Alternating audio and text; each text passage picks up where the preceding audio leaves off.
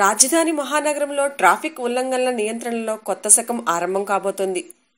ఇన్నేళ్లు ఉల్లంఘనలకు పాల్పడినా జరిమానాలు కట్టి బయటపడొచ్చనే భావించే వాహనదారులు ఇక తస్మాత్ జాగ్రత్త. కట్టు దాటితే తాట తీసేలా పాయింట్ల విధానాన్ని అమలు చేయబోతున్నారు. అందుకు ఆగస్టు 1న ముహూర్తం ఖరారైంది. ఆ రోజు నుంచి రహదారులపై వాహనాలు నడుపుతూ దొరికిపోయిన వారి ఖాతాలో పాయింట్లు జమ కాబోతున్నాయి. ఉల్లంఘనల వారీగా 24 నెలల్లో 12 పాయింట్లు లభించాయంటే చాలు, డ్రైవింగ్ లైసెన్సులు గోవిందా. ఆ రోజు నుంచే మీ లైసెన్స్ సస్పెన్షన్ అమల్లోకి వస్తుంది. ఈ మేరకు ఉల్లంఘనలకు సంబంధించి పాయింట్లను ఆర్డీఏ డేటాబేస్లో పకడ్బందీగా నమోదు చేయనున్నారు.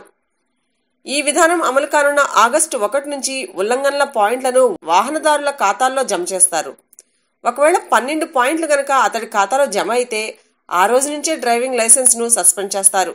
పాయింట్ల పట్టిక: ఆటోలో సామర్థ్యం కంటే అదనంగా ప్రయాణికుల్ని ఎక్కిస్తే 1, సీట్ బెల్ట్ పెట్టకుండా కారు నడిపితే, హెల్మెట్ లేకుండా 2 వీలర్ నడిపితే 1, గూడ్స్ వాహనాల్లో ప్రయాణికుల్ని తరలిస్తే 2, రాంగ్ రూట్లో వాహనం నడిపితే 2, ఫోన్ మాట్లాడుతూ వాహనం నడిపితే, సిగ్నల్ జంపింగ్ చేస్తే, స్టాప్ లైన్ క్రాస్ చేస్తే, ప్రమాదకరంగా డ్రైవింగ్ చేస్తే 2, జాతీయ రహదారుల్లో రోడ్డు భద్రత నిబంధనలకు విరుద్ధంగా వాహనాన్ని నిలిపితే 2, బీమా పత్రాలు లేకుండా వాహనం నడిపితే 2, ప్రమాదకర వస్తువుల్ని రవాణా చేసే వాహనాలకు పబ్లిక్ లయబిలిటీ సర్టిఫికెట్ లేకపోతే 2, వాహనదారుల ఐపీసీ సెక్షన్లను ఉల్లంఘిస్తే 2, నిర్దేశిత వేగాన్ని మించుతూ 40 కిలోమీటర్ల లోపు వేగంతో వాహనం నడిపితే 2, నిర్దేశిత వేగాన్ని మించుతూ 40 కిలోమీటర్ల కంటే అదనపు వేగంతో వాహనం నడిపితే 3, రేసింగ్ కు పాల్పడితే 3,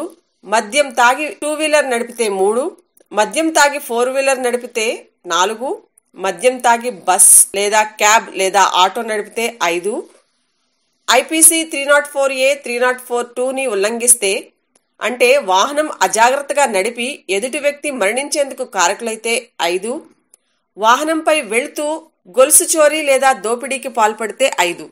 వాహనం లైసెన్స్ కోసం దరఖాస్తు చేస్తే ముందుగా పరీక్ష నిర్వహిస్తారు. ప్రాథమిక పరీక్షలో పాస్ అయితే లర్నింగ్ లైసెన్స్ జారీ చేస్తారు. దీని గడువు 6 నెలలు.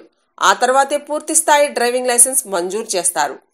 లర్నింగ్ లైసెన్స్ పొందిన కాలంలో వాహనం నడిపి ఉల్లంఘనలకు పాల్పడితే ఇక అంతే. అలాంటి వారికి 12 పాయింట్లు అక్కర్లేదు, 5 పాయింట్లు పడితే లైసెన్సును రద్దు చేస్తారు. అలా లర్నింగ్ లైసెన్స్ ను కోల్పోయిన వారు మళ్లీ ప్రాథమిక పరీక్షకు హాజరు కావాల్సిందే. తప్పు చేసిన వారు తమ తప్పును సరిదిద్దుకునేందుకు అంగీకరిస్తే ఉపశమనం ఉంటుంది.